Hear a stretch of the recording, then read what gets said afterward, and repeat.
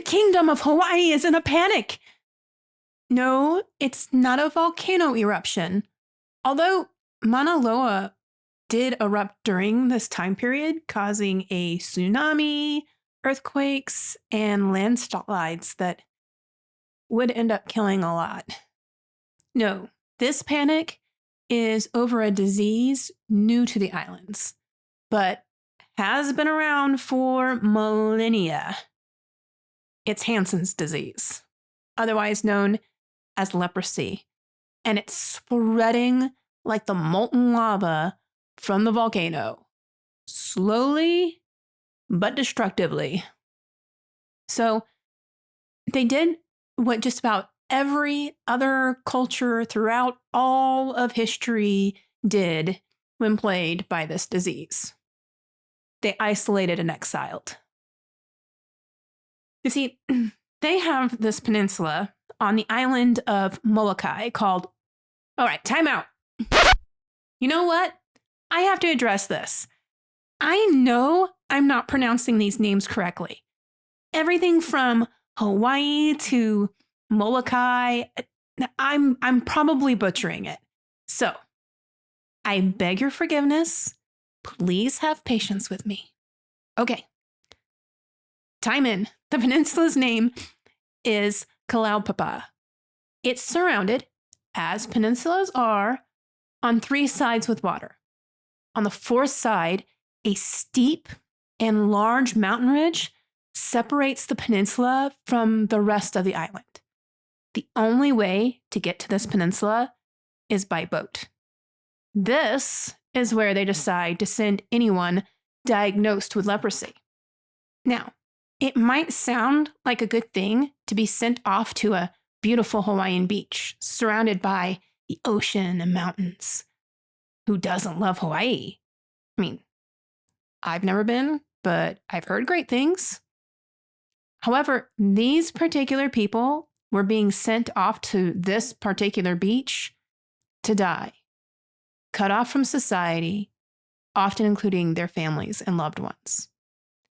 They were stripped of all hope and of all dignity. The government had intended to provide supplies, but they couldn't keep up with the growing numbers of people. Besides, they figured the people would start growing their own crops and establish a community. But many were too sick to do that. And many others, stripped of their dignity and desperate, only looked out for themselves. It was anarchy. The sick and dead were left to rot outside, and immorality was rampant. It was clear they needed a lot of help. The bishop didn't want to risk the lives of his priests, but he knew they were needed. So 4 of his priests volunteered to go. The bishop decided he would just send one at a time, rotating them in and out in hopes that that might reduce the risk of any of them contracting the disease. Father Damien from Belgium would be the first to go in. I wonder what crossed his mind when he stepped off the boat and looked around at the squalor and disease that was prevalent at the colony. There were about 600 there when he arrived. 600. Father Damien wasted no time. He got to work, dressing patients' ulcers, providing sacraments, building houses, furniture, and of course, a church. He also made coffins and dug graves, giving dignity not just to the living, but the dead as well. He helped the weak get dressed. He taught, painted buildings and facilities, raised crops. The people were so pleased with Father Damien, they asked that he stay and not be rotated out. Father Damien agreed, and the bishop allowed it. With their hope and dignity returned by the acts of love and friendship of one man, the community joined in.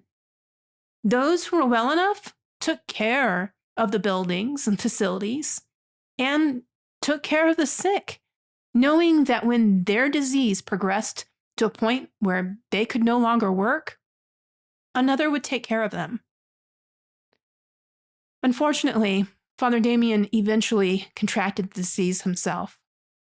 He worked as long as he possibly could. When he died, his work continued through the people he had served. You guys, I am in awe of this man. As I'm one of those people who still walk around with one of these on my face when I'm in a crowd, I'm ashamed to admit, I don't think I could have done what St. Damien of Molokai did.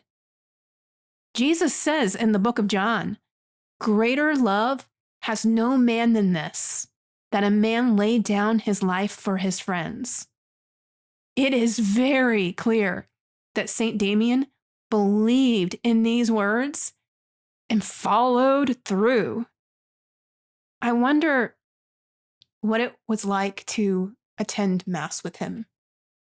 As he stood at the altar, his own body broken, sores covering his body and weak from disease, holding up the Blessed Sacrament, as he stood in persona Christi, doing his part to consecrate the bread into Christ. Seriously, I can think of no stronger superheroes than saints. Saint Damien makes it clear that I myself still have a long road ahead of me on this journey. Join me on the journey by liking, commenting, and sharing this video. And if you haven't already, please consider subscribing to my channel and hitting that notification bell. Another saint who laid down his life was St. Lawrence. Now, he thought he was a funny guy. So check out his story and see if you agree. There it is. Clickety click, click, click. We're done here. Oh, one more thing. St. Damien, pray for us.